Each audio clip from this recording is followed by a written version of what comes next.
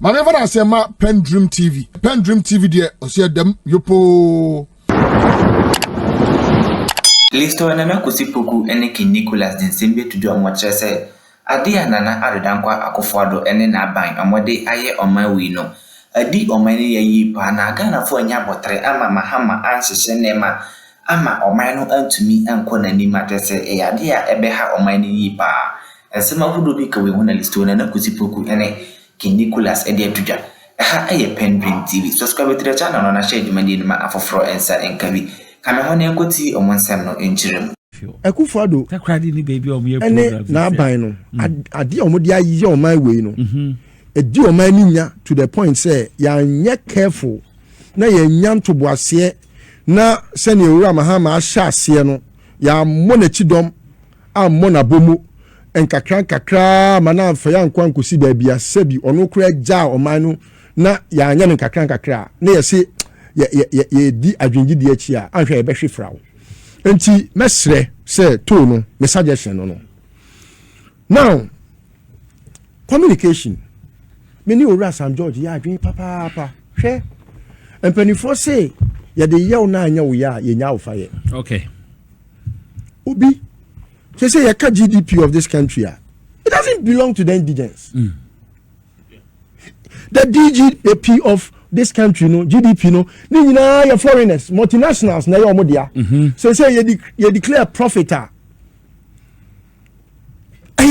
foreign multinationals no and the benefit so man we economy ni ya how many indigents benefit esika for say na Ghana ha so yimi nua Penny Ibrahim Mahama na mi nuanom panifo despite nom Ofoisa ponom nim panifo aka Zoom Lion on kwa de kakra fam bukata bi na nyina Bawku amankanye na so all these things are things we need to look at what must say now I would tell government one thing say it's not just about creating opportunities anyhow so that it benefits multinationals. Be very particular. And until na mehu adia chief of staff yes. Oh, you may think say a child's play when he talks about business and he carves it in a very nice way. A business development is a center. Yeah, share how you bet me training comfort to be good businessmen to grow. I feel say I was see a focus. No correct. Because say we share oral and chematiana in the juma. When you say or say kwame despite sa atona foods and all ye starch and all ye name your man because of sa presidential special initiatives which he is very boastful about. Those are the things that got him to be getting involved in salt and other sectors are Abuanamanaye this big, even though we have some other things to talk about. What you say? So as and when we move on, it's important. I don't know how serious. Oh, but you didn't come on. So now the person buying only focused on making sure say the indigent onuna omani ene diano. Ye be particular say ye be ma onu so adi yie eno na ebe boa ama Ghana fo be di yie ama omo so mu tua to a because you see no government has anything apart from their citizens the amano what must say citizens and tua to a then na de be man no correct say me ko fa neoma be drew port na me ntua duty they said the emire bi na ankofo ntua duty a omo tesa neoma no de abeton na boden omo ntua duty na me beton a sebi preduasa me na me yeskani and you know we should look at all that it reset too huge a word for just one term because we cannot just change everything within this 4 years. And as a matter of fact, we must be focusing on how, because the plan no anya correct. Now yes, I'm a two way my way say ebe haphazardly into by the time I will be you know why you be now we be but let's focus on making sure say we have a development planner and no ebe ma ye be oriented to we multinational wa bagana ha we DSTV we turn on Nigeria heya ye huna nu heya woni 1 hour difference what one for $23 we be do Ghana house $88 na mayor now you see a Nigeria decoder so yes why not because Apple.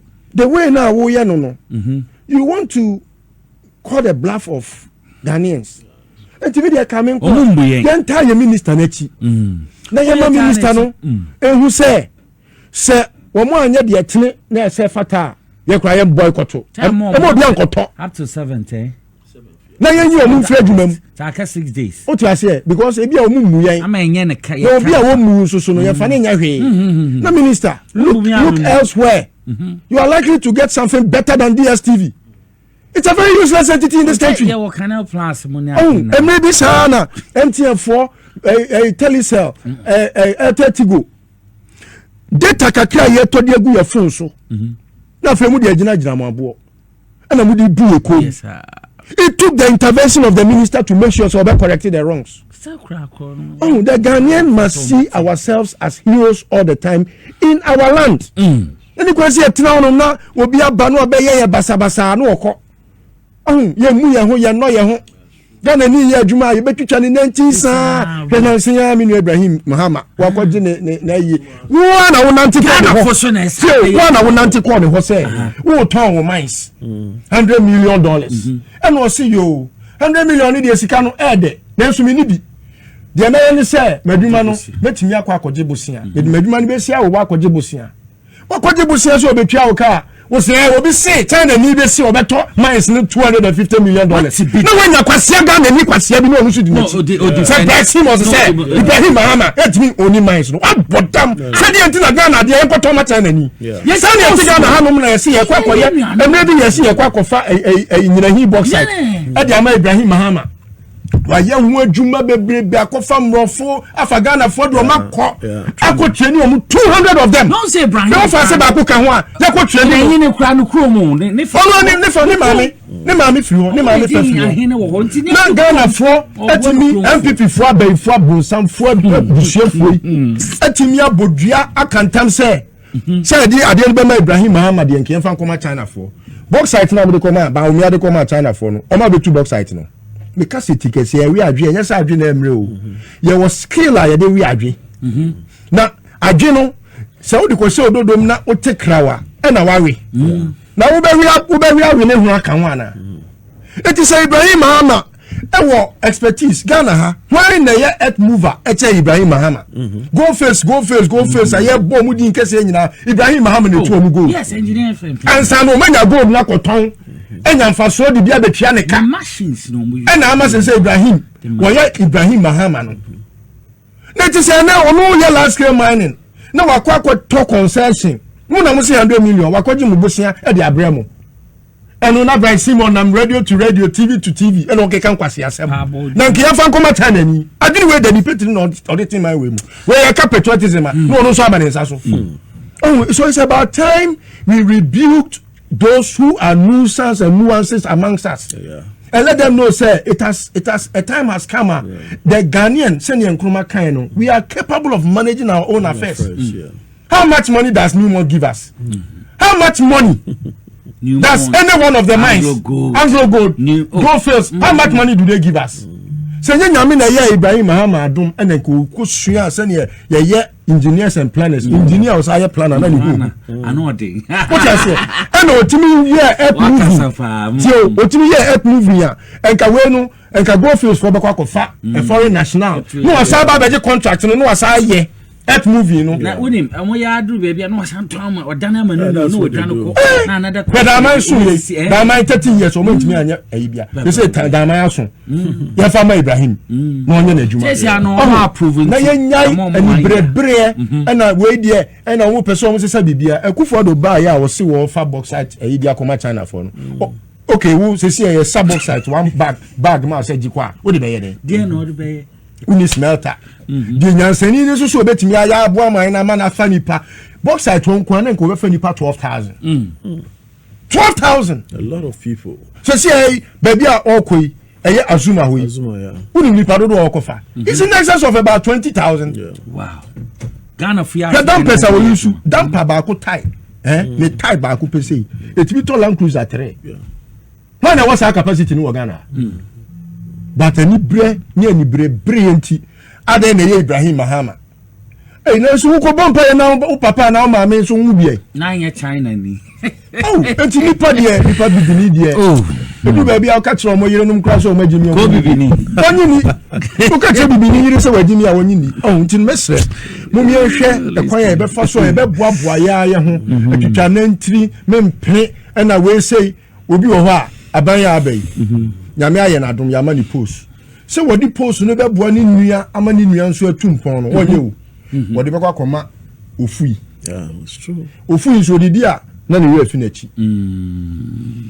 it's true eti no mumi enhia nyansan firi mu we mi ba pani bi na afre me say we hu me Facebook post bi kanya san ka randi aben kam di begu no so so me jano but on hia nyansan firi mu ma bi mu won kai hu say tumi na makwa tumi bi no e wo asasi so e bakwa na momwa adasa ehia pa na adasa na sabi epeja nipa koduru mpempen so a sabi nipa duro na munjaja nipa mu bubo mu dini ho anwa sabi periasa e fa obi na nkotu nipa tenten ko ho nti e be sre se aban we aba magana fo nyina titiriu ne wo a waye ready we are kwadofo a aban we mama you can complain as many times as possible. You have seen your friends saying afenoma kenom. Look at how useless they have become. So as and when we move on, let's be critical of ourselves.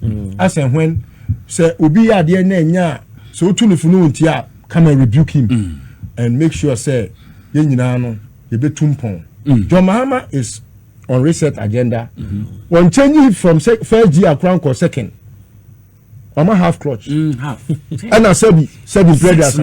Look at the speed, half clutch speed in you. achievement When you free half clutch, then you also move there. I know thing. Tico crown over one day.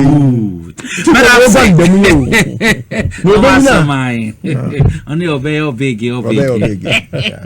It's a list of an upper could I tell you. Come remember also, Slick. Yan share a boku, you know, a quine cost of my cost for bokuna. And I'm on twice you're buying it to make us say the Suda for an soldier for Kugu ye pa. I say, the air say, so ye this soldier for ko ye, yan share dante as some bonny for now. But yan share bokon semi. Nicholas, before American Boko Asemino, I just want to buttress a point, my brother Listowell with regards to the road tolls. No, so government consultations I believe they will pay thousands of dollars for such a wonderful consulting idea or the amount. Me first to say,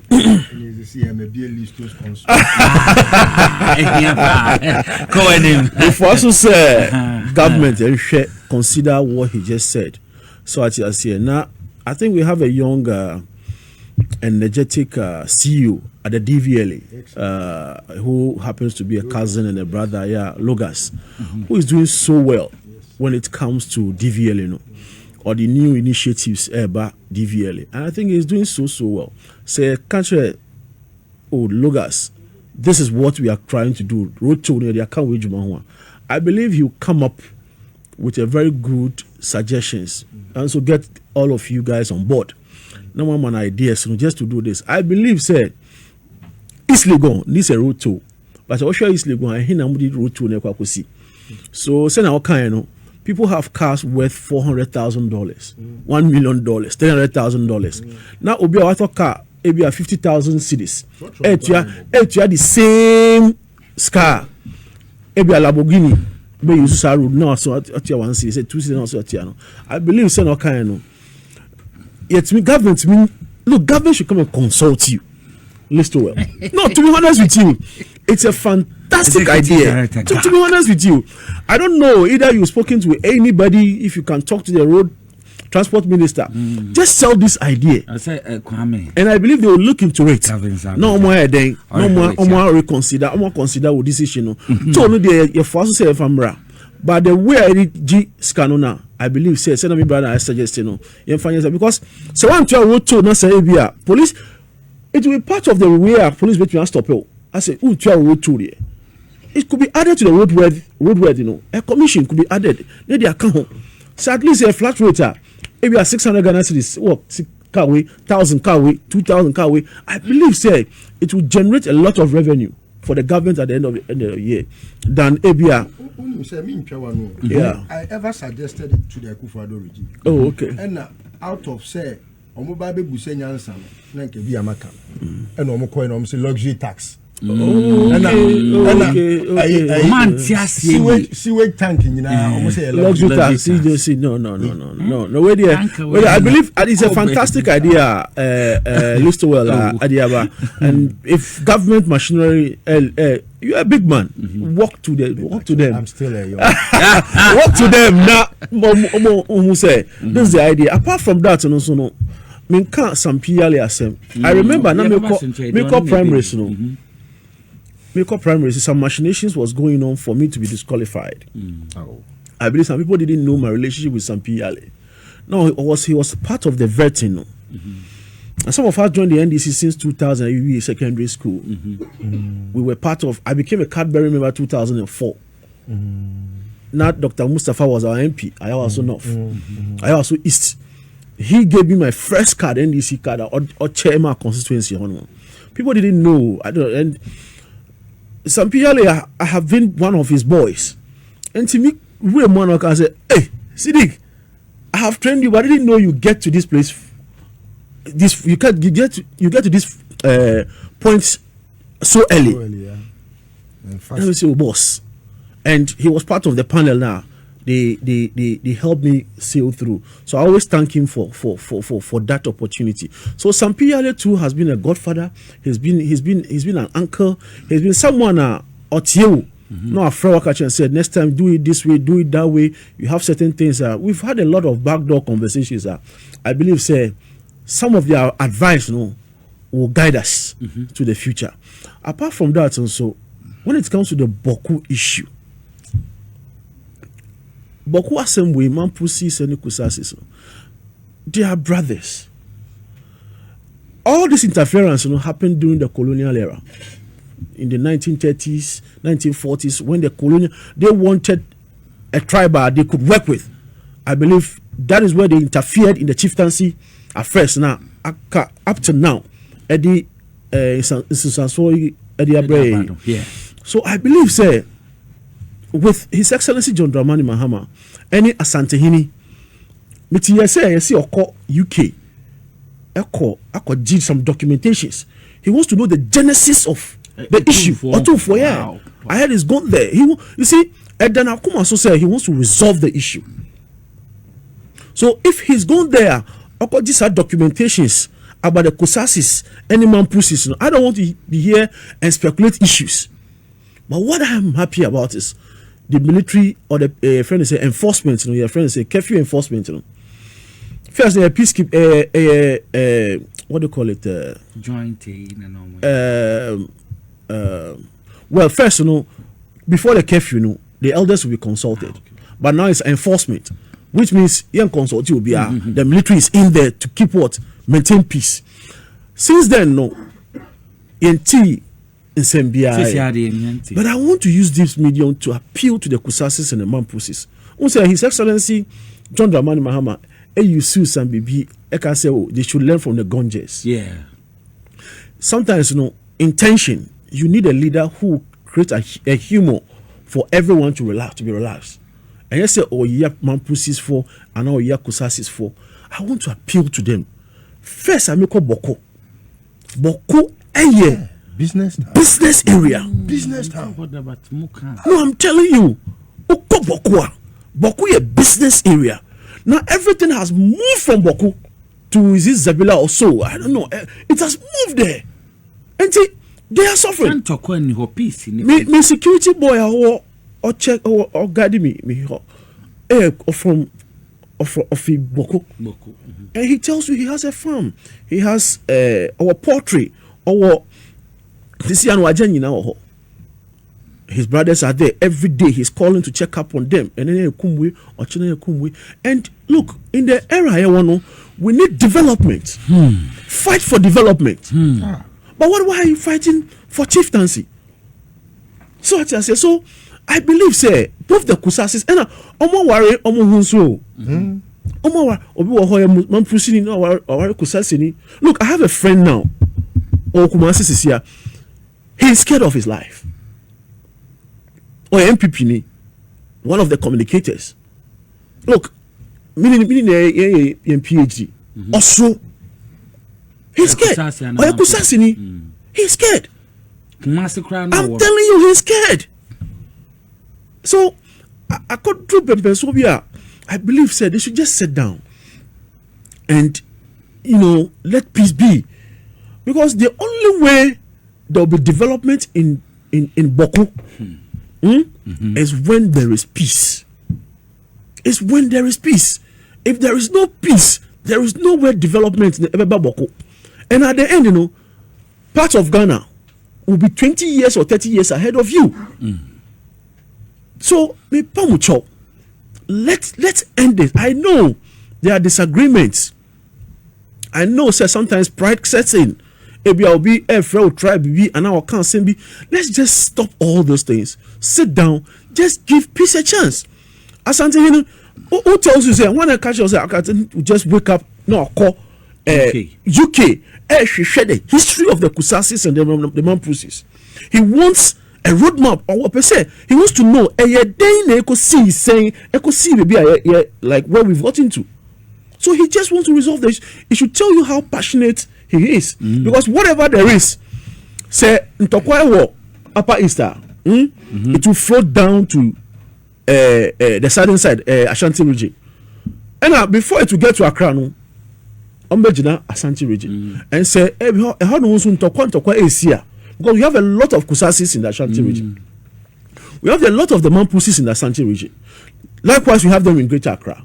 But I say Ashanti region is between is between Upper East any Greater Accra. So the chunk of the people will remain in the Ashanti region. And I said Ntokwasi Hormuda, Onunoye, he's the king of the Ashantis. So automatically it will affect him. So I am happy. Say what to me take this initiative, no say Wako UK, because they colonize us. And based on their interference in a some way they see. So the people of Bawku, I know they are very peaceful and loving people. They know how to welcome visitors. They know how to they Bawku are 10 days now. The way you are treated.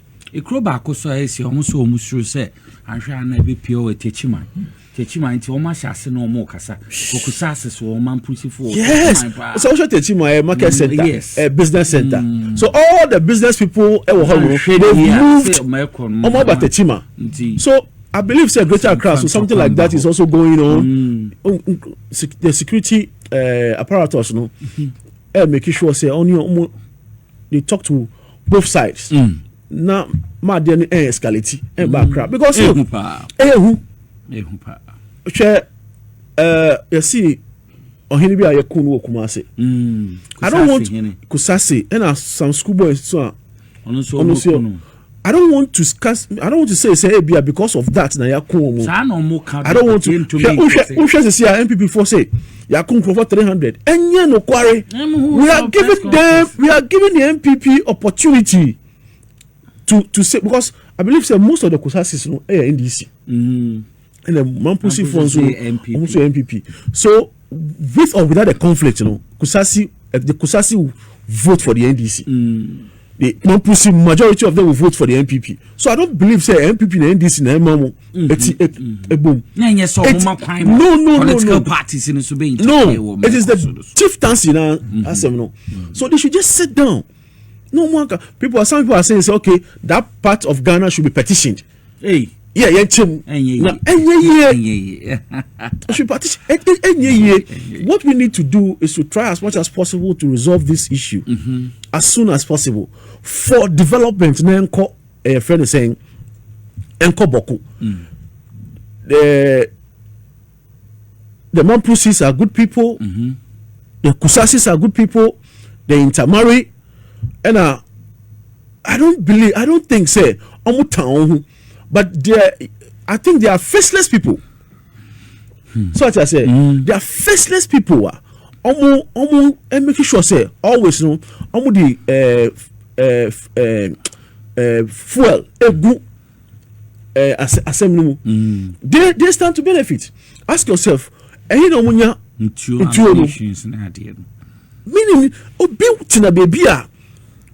the continuous war benefiting. So government should go beyond even resolving the issue and arrest the faceless people. We have problems, no. Because if you don't know who brings in the gun, it will be a difficult fight. You have to resolve the issue, no. But then silently, no. So who are the faceless people? Interest groups, no. Who are they? Obi wo bi oti akra, but the interest wo boko. Like me. Yes. You know, so to be honest with you, let's try as much as possible. And kudos to His Excellency John Dramani Mahama for trying to resolve this issue. And I believe with the Asante King, this issue will be resolved under the great leadership of His Excellency John Dramani Mahama. Me train my appointment one ho. Yo. Mamenda brother Abubakar Siddiq Silva Menda say. Bro, so listen into.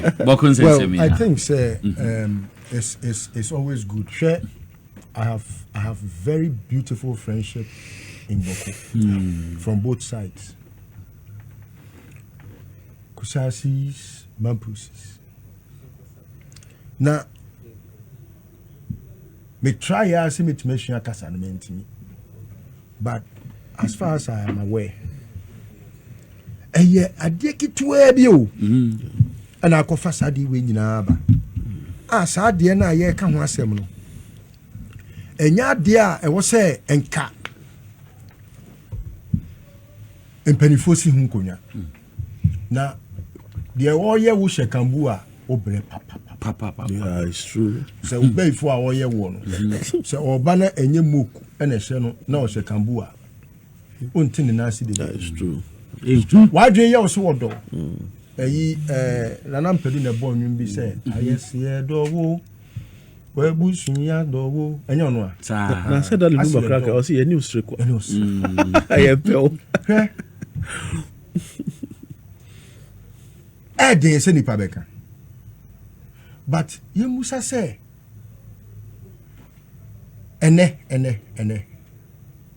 Bantama, and yet, well, Kumasi Bantama. A dinner Bantamo, say a year Cassani, Madane, yeah, no, Mantama. Mantama. Saying. Dagon Bafua or Mubetina, Sebi Omuboa, Asante Asante, okay, a wakum. And now, Omo Papa, Yadi Homa Omo, na, Omo a friend say, me Papa ne de mammy. Mantama. Okay. A crobia will be Sebi, Ucha in fear car, and my own nanny this year. What you say? Sebi previous. And yes, sir. Nipa that's a ni. Obey na je say. Onu nkuano. Ewi asi nyansa nyina wo ni tirim. Ene be ma na hunu nyansa. Nipa bia so a wo sene nyankopon nyansa bia wo edimi fo. Na dey na onim nyansa sen yame. Ho na chiche nyansa. Kwe. Yesu ya ka obi ni nyansa o musa hwan. Nyankopon. Na wo si wo sene nyame nyansa. What you say? Me no, me free ho. E ho nya me krom. Ba no kure enyira. No kure bi enu ayira wasasi so da. No kure.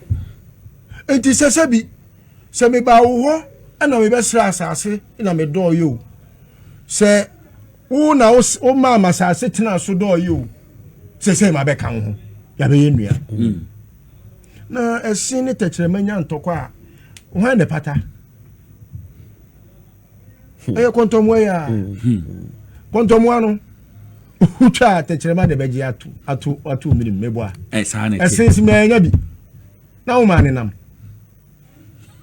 no mane nam techerema be nya bi atafre esensu be nya bi awe na o manya o maso ya funo dia ne o me enti ye say ya nipa mienu a kamu ya nuafo a mote kama obi ma mo ntem motimi aya ma odeda afuo idada afuo ba wo mia yi ne Brian Champon ene sa former interior minister Ambrose Dari etimi aya ma ntokwa yi asako pega ni mu a ntokwa awuo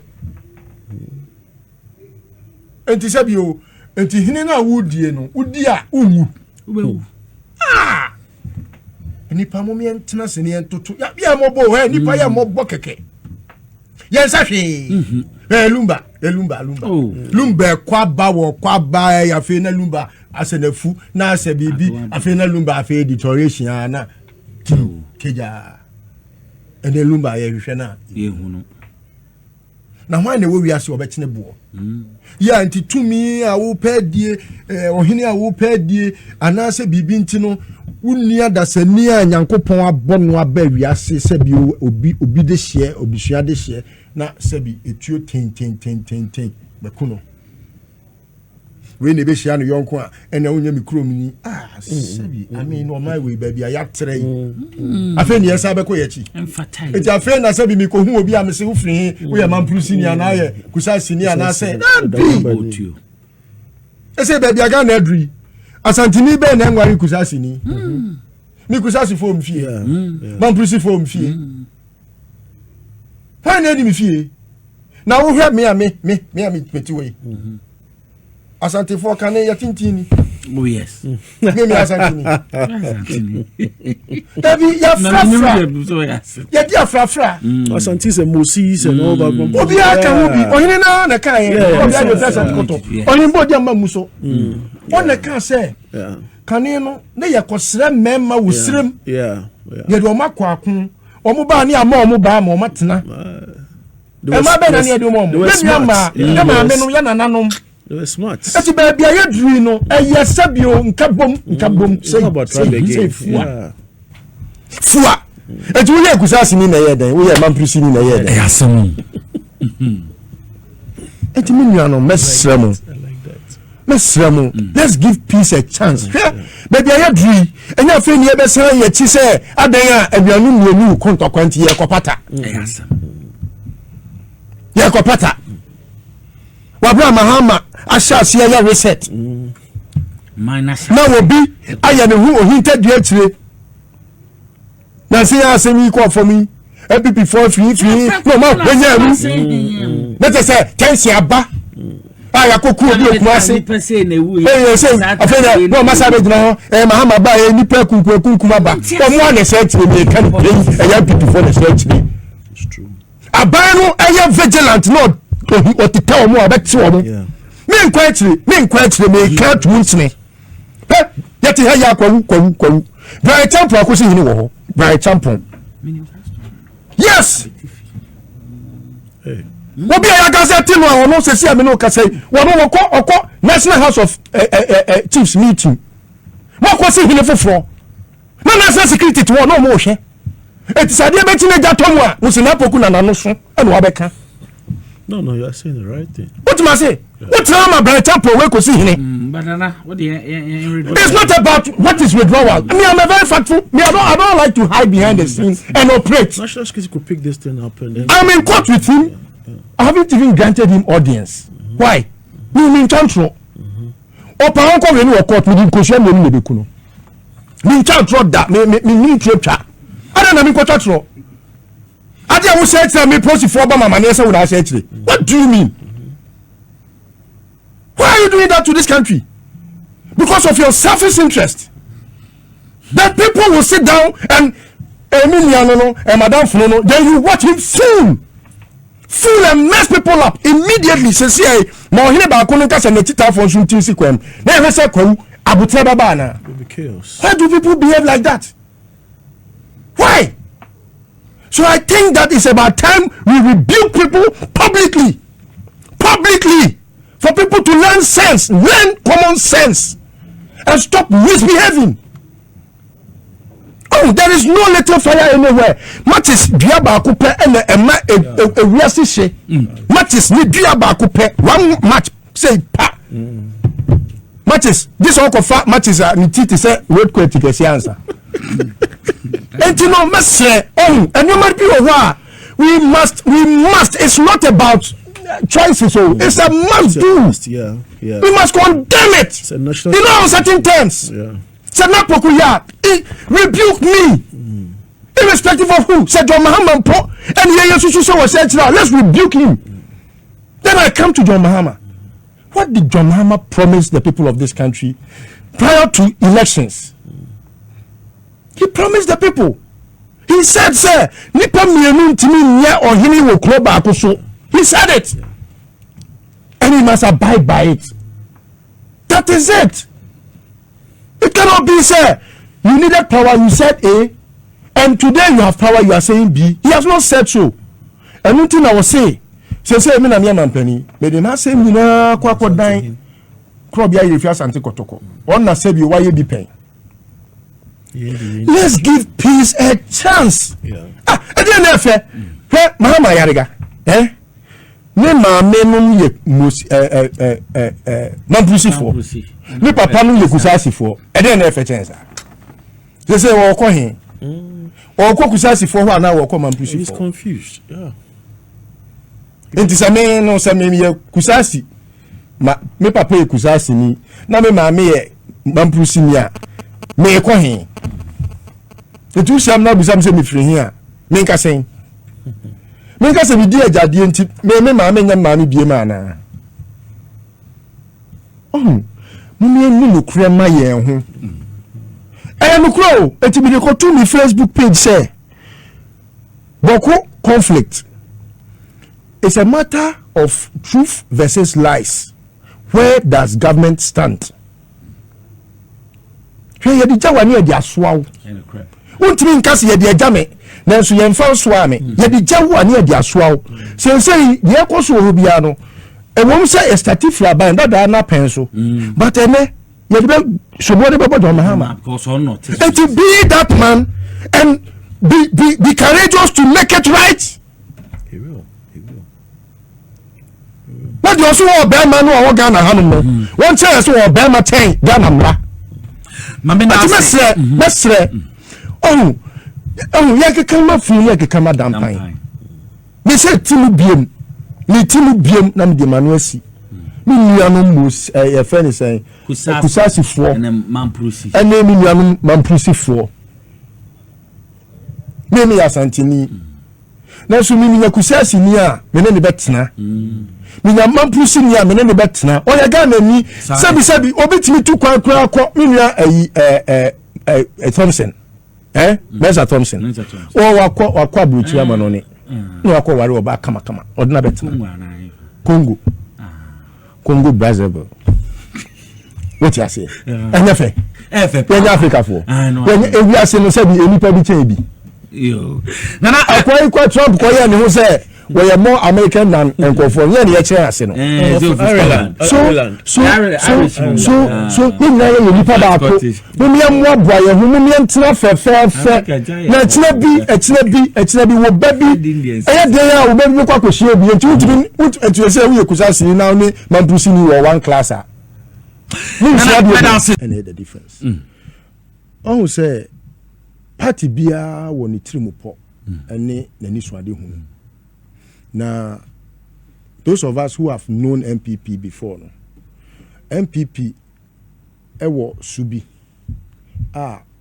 esanse nipa obedi animu no na ni sune party ne esubo ebrani nti afi na party no ni ideology na asay na NDC nso esubi se nyame ankam entinin na se mo de party no ma obi a otese Kufuado a NDC ebeye tan a chen de atie sano enti abribia no party no enye much of a difference na ye nipa odi party na nimu no for example mo national executives any flag bearer and say presidential candidate and now say president na oteso no ono na the difference between the two political parties sabi NPP enye Burkina Bay party NDC nso enye Burkina Bay party na edi ntina Ghana fo bitimi hu se da bi amayokuo wei ena wose yekodom na amayokuo wei de yesu ne nasu ebo ebra because of enioma wo mo di party na nimu ye. It is why we NDC mu Ghana for at some point after 1992 kra omo ankasa energy ye democracy tu mu say yenko na yemfa kabima menka bi nya adwuma no Rollins nioma na nka waye no say yese wo ya abode fufuro a nioma dada ni nyina atwam yen memeka ho bi. I remember say I was very critical of Rollins till time I will be woo and minya akwanya bekopa ne chew say we hwe se ne akufa do suban tie ya what democracy mu a na me dey compare wo dia na ye soja ban ye bajimi bre no a wo Satan kra na bajimi bre yes soja o ka won ka bi no eno no kra Rollins ni nyansa che akufa do tio mi tio pa democracy a ye se kabima men ka bi enti ye kwoto aba enkeni kwan se ye kwoto aba no obi timi ka se ma fatuo me di kokum nipa nwotwe me wie ye no ye di asem ne kra sa akodan court ebe pim ne ani ye bo a no ye chief justice when timi anka madodo akufo adonya ya ode we ni aba no to date we don't know ni nyina mu no hwe kwan ya ode Ghana for fa so o ka obi nka bi chenchina magimu 11 no waje chenchina metwa tobu tum no waje na sabi tibon koso pa timi be ye minister na we twa tomu just verbally nya say bi kura wo de paper bi akọ o ye lawyer ni o kan ya so say anadwene take effect o ye lawyer ni o e do kasa na ne brain no say yes we immediate effect midnight ape what I say so these are people are engineer ya me refer say NPP lawyer bi ani o ye lawyer ni papa there be there omo ni mumra in a democracy connection men omo ye connection men omo ye kophobia onim judge onim law they be out you're very critical of obia so ye lawyer ni a o ye NPP ni wabon hefin say for our lawyer ni you know omo nyina ya lawyer for so ya ye bibi say ukọ law school sesi ya omo hwe law school ni so ne NPP for entino wo ye NPP ni na ba ni apase okeke Upa, yen check your mom, your accountants were MPP. Omabon. And all career professionals are what MPP munano certificate, they buy it. And yes, what go school no ni my dear, onim she, onim who, and whom you know that Nedru baby, I won't we.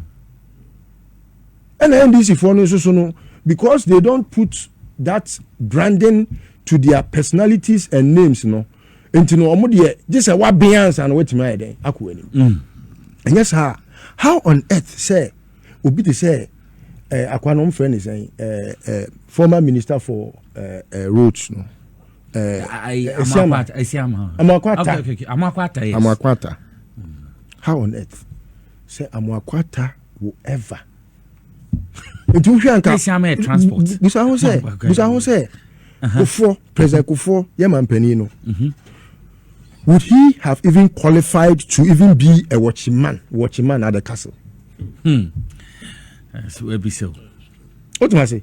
A good for don't pay so nimranum pokran attorney general no omo twe that answer. I was saying krata since I be mo answer na wetimi qualify say president Kufo kai obo answer na wodi 2 minimum no. So all these are things that I want to put in purview. Ebema NDC for no so no. Ombetena se no mahu say ewiase ma yenhu se ne awusu ne obantie because Yesu kra no yebusa the question say na one hwan and ono so busa say na mo mususu se meme ne hwan NDC fo busa Yesu question ni bi say Ghana fo susu se omo ne hwan ye nim se na motie ba mo ma Ghana fo hu mu yie because some website na mu profile mo ho me hu mo political and even educational credentials are NPP4 will never speak again in public. Because obi enu wo NPP mu a wako school to say obi o NDC mu. And those are the things that I want us to really focus on and make sure say NDC ebe magana fo hu nimdie a mo wo.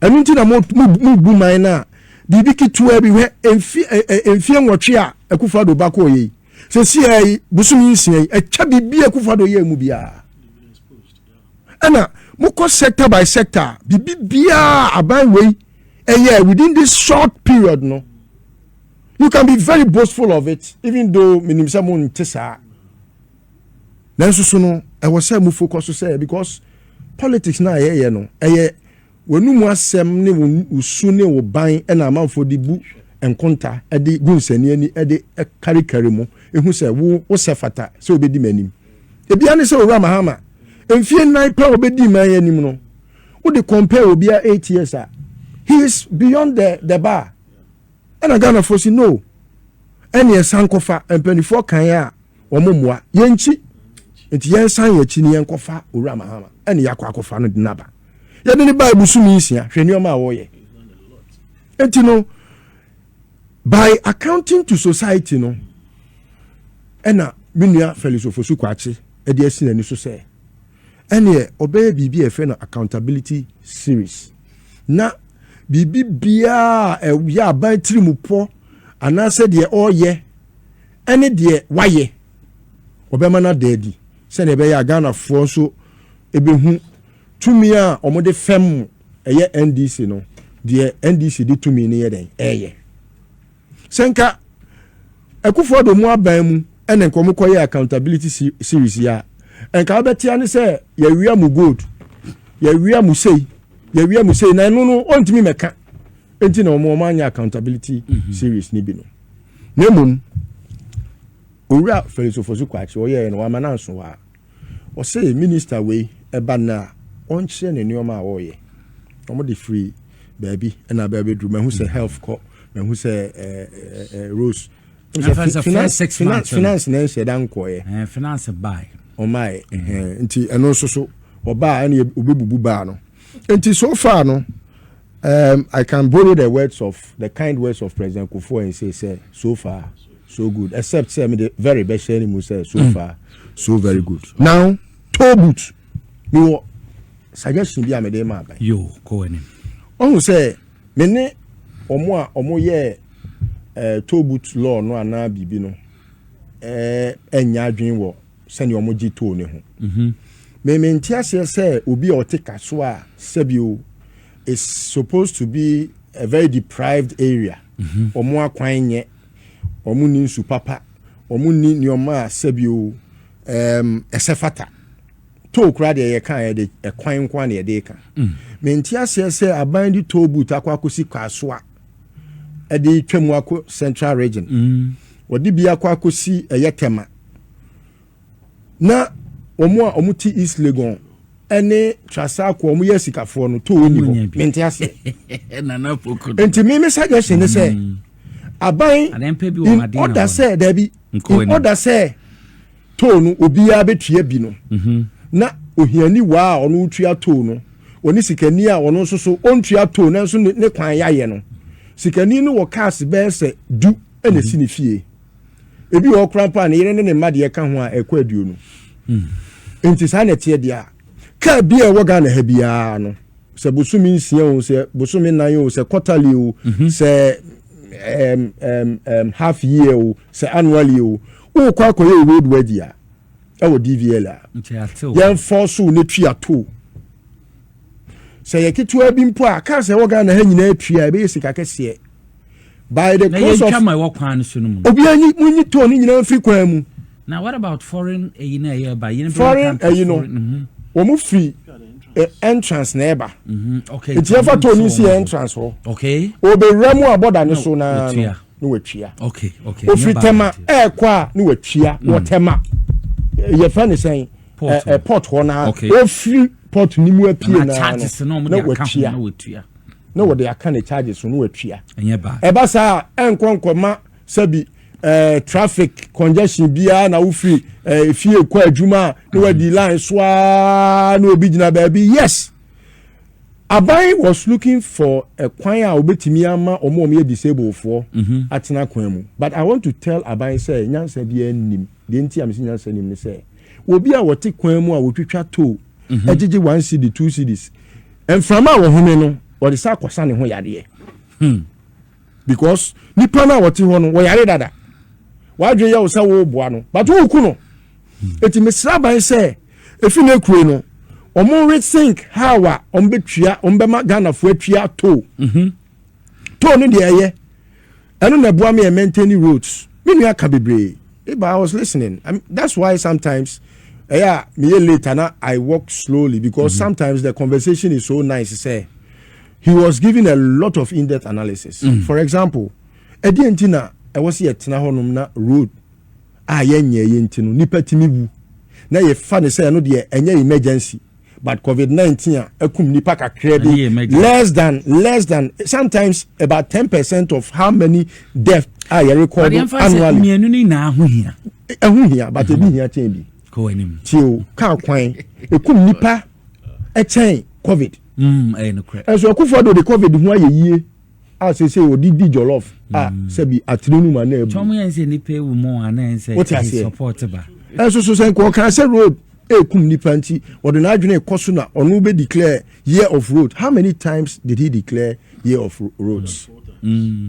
Head the other year swami.